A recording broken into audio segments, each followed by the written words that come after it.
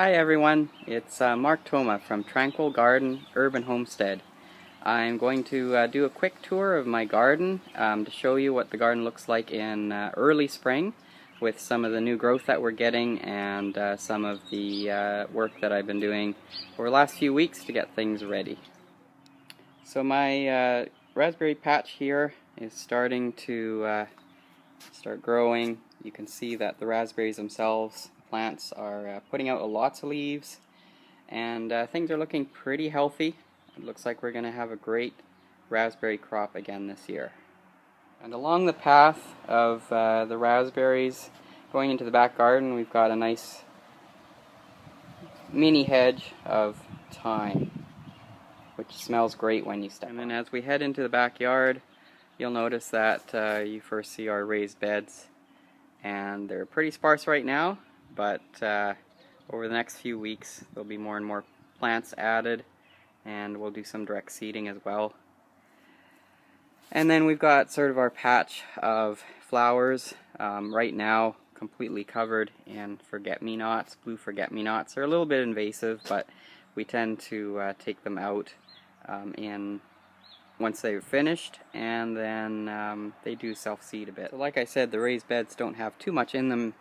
There's a little bit left from winter time, and last year we've got some green onions still in the bed, and surprisingly enough, we've actually got some garlic sprouting again this year that I didn't plant in the fall, but they came back.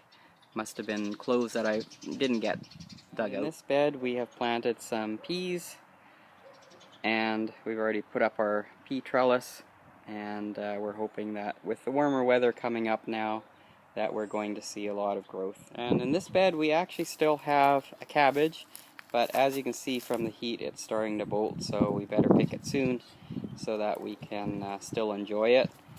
And then what I've done here is we've planted some carrots, and we've covered it with plastic to try to keep the seed bed moist. And if we get in really close here, you can actually see some spinach that I planted. Just these little green things coming up that look actually like grass, but they're actually going to turn into big heads of spinach. So the compost bins are doing alright. They've got some stuff in them. As you can see, we've got some brown mixture of stuff that we cut down.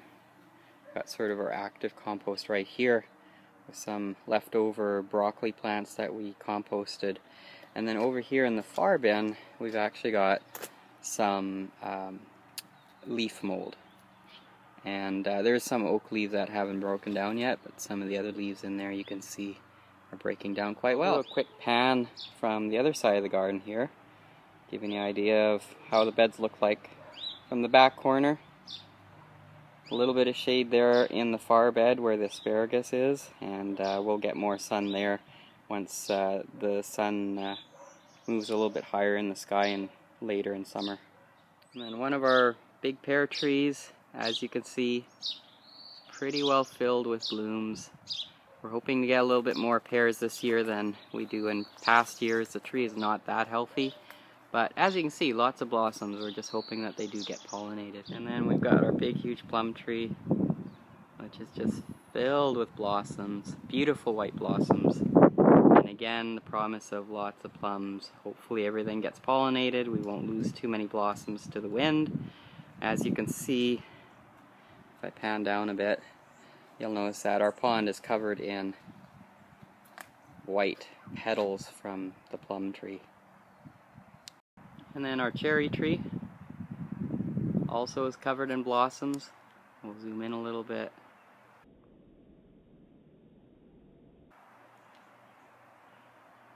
And beautiful white blossoms again.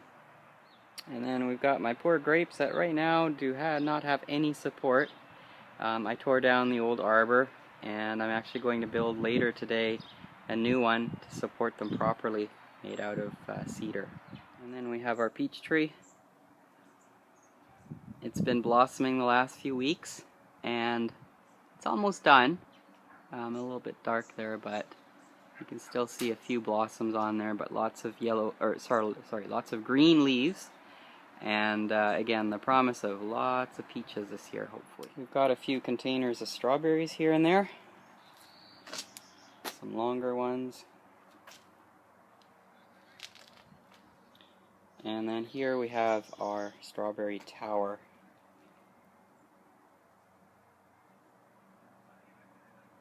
And we're needing to transplant some more strawberries in here to really fill it out properly.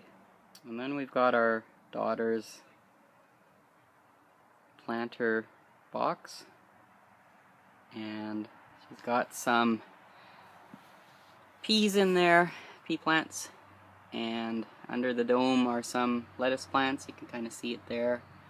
And then again, under some plastic, she's planted some carrot seeds, trying to keep them moist so that they'll sprout. And then these are the little plant tags or plant markers that we made, and these ones are actually available on our website that you can actually download, print out, and laminate, and then you can have them in your garden as well for your children if they're planting their own vegetables. There's a broccoli one in the very back. There is the lettuce one you can barely see. And so these are being sold for $5 for the download. You can just download it and then follow the detailed instructions to create your own plant tags. And then of course we've got our greenhouse. Lots of stuff in there.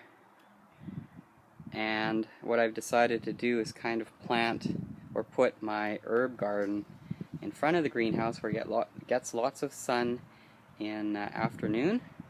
And basically what we have there is we've got some basil that are right now under cover just to keep them warm and moist. Got some oregano and some chives and then some rosemary. And I might add some more herb planters here.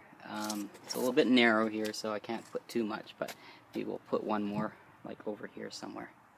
So now we'll have a look in the greenhouse itself. So heading into the greenhouse, we've got our banana plant, which is now about a year old, and it's here in the greenhouse over winter just to keep warm enough, and it seems to have survived the winter quite well.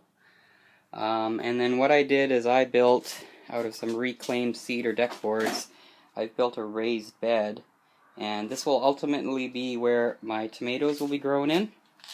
But right now I've seeded some snap peas, and they're growing along here.